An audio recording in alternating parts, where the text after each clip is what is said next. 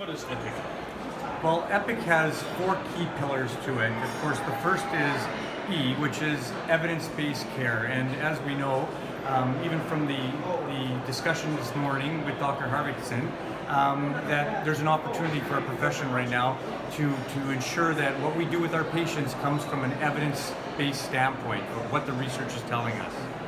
The P is for patient or people-centered care, and it tells us something that also comes up in the papers from the Lancet, that this is not about who is doing the treatment, it's about who is having the treatment. It's about the patients and the people who is actually needing some care. The I represents interdisciplinary care, and what's key with that is, again, with the Lancet study, is that we need to be able to work with other healthcare professionals, because we can see that chiropractic can play an integral role with helping people with low back pain or neck pain. But we need to be able to work with other health professionals to ensure that they feel that there's a trust to be able to refer to chiropractors to be able to help with those patients. And actually the C is for collaborative, and we have to work collaboratively, not just with other healthcare professionals, but with the society around us, having to take everything into the picture, also how our people's work situation and their family situation, everything, and how do we work as healthcare professionals together with all the other things in society.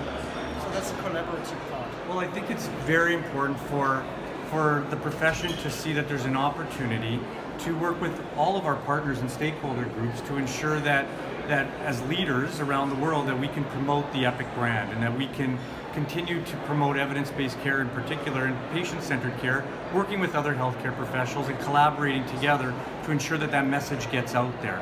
So it makes sense to work with other partners around the world that have the same belief as us, that we need to shift the paradigm and where we're moving with the profession to ensure that we're doing things in the best interest of our patients in an evidence-informed manner, and EPIC represents that. Yeah, and exactly why is it then Denmark and Canada working together? It's part of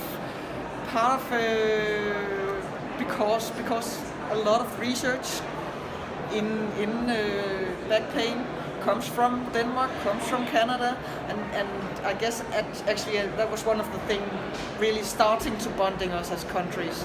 And now we're working much more together, and we're getting to know each other just as associations, and it makes us stronger to work collaboratively together. We really want to see this become a global identity for the profession of chiropractic, and EPIC represents an opportunity for chiropractors around the world to come together to ensure that we provide evidence-based care in a patient-centered model that is intercollaborative in nature and interdisciplinary in nature and collaborative in care. Actually, and one idea could be to make some kind of a partnership in promoting these brands. A partnership that will be a magnet for all the other countries, not just Denmark and Canada, to pull the other big countries into this, and slowly after that possibly also drag the smaller countries and the smaller associations with us. So it's not just Denmark and Canada. We know that already now that there's a lot of other countries being interested, but we are just the ones that are starting this up and trying to get a partnership into this.